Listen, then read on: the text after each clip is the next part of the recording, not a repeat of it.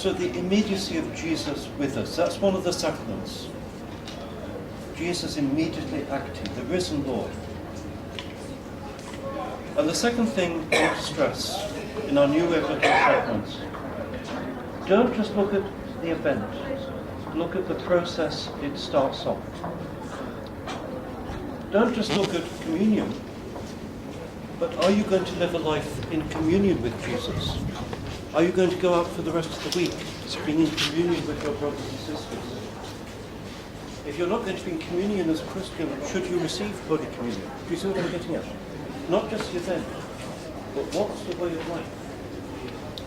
And so for baptism, it's not just that Jesus at one point had a priest or a midwife or someone, that he, through them, was poured water on your head.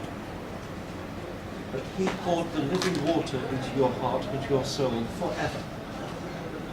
In this wilderness around us, you can see the importance of water. Without water, no life. But Jesus said, I am the living water. Whoever believes in me, it will be like a spring of water leading up to eternal life. And deep within every one of us, who is a Christian, and those of them, we have one lovely person, I don't know which one I was doing the RCIA at the moment, who will be baptized next Easter. Who's our RCIA person? There you are. And this privilege now you've got to prepare him for baptism next Easter. That living water flows through our lives.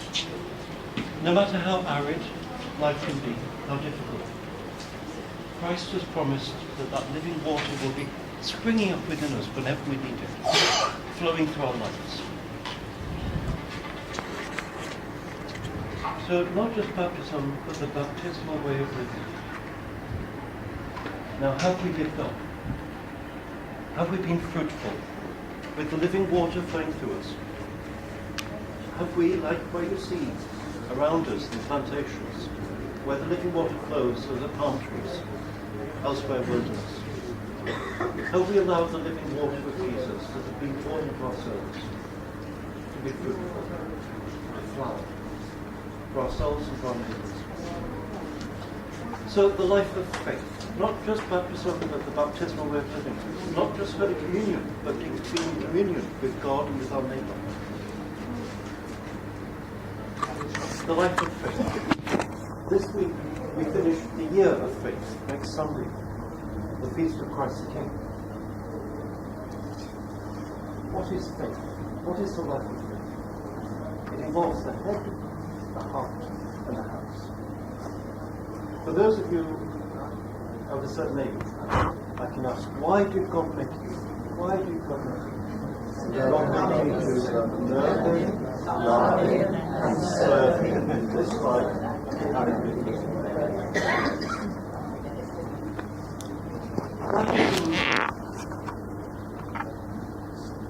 gives us an intimate knowledge of the living God. And there is no other except that God who speaks to us is our compassionate teacher, as Jesus, Son of Mary, Son of God. We know this not because we're brighter, not because we're even better, but just because God has graced us and called us to His disciples. And knowing Him which we love. And the life of faith is to grow in the knowledge of the ways of Jesus, the ways of God. But not just in the head and the heart, in prayer, in walk, in love.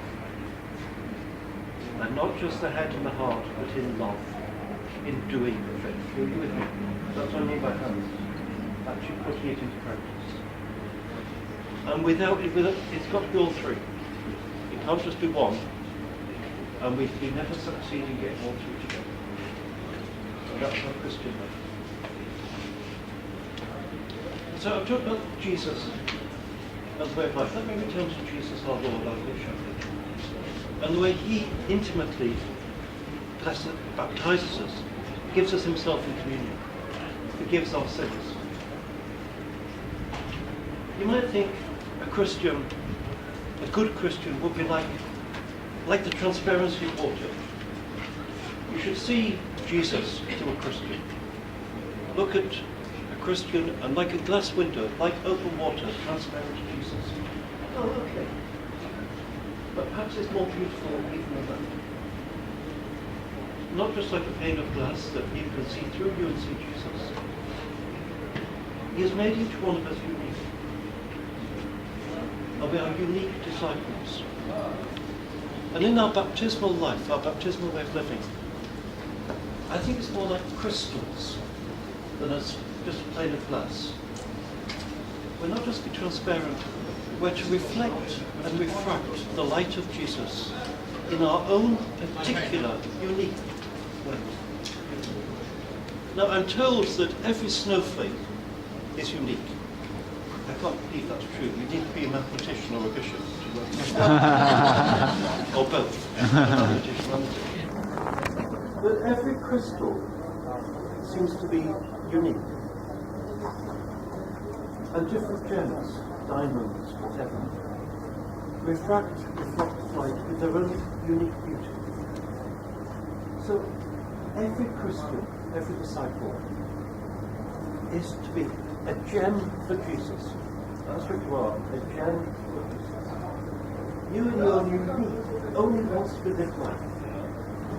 The way your life has turned out. If you're married or single, what you're doing. You are called to do it in your unique way. Using your hand, your heart, and your life in service of your brothers and sisters. In devotion to God, in thanksgiving. And it's in baptism, perhaps the water, the living water, is where the crystal begins to form. And it will take life, all the knocks of life, all that happens to happen, to shape us, so that when the time comes for us to go return to our Heavenly Father, we will not be one gem that He's made for us through the power of His Son's baptism. So let us look now over our lives. We'll go down below. Don't just look back to baptism. Look to the flow of baptismal life, which is shaping you even now, even in old age, even in sickness. The gem is taking a different form. It's crystallizing in a different way. And this is the glory of being Christian. We're not necessarily better than other people. We know there are good men, women in other religions. There's no religions at all, men, women of courage. But we're being graced to refract and reflect the beauty of God made visible in Jesus, made visible in our lives.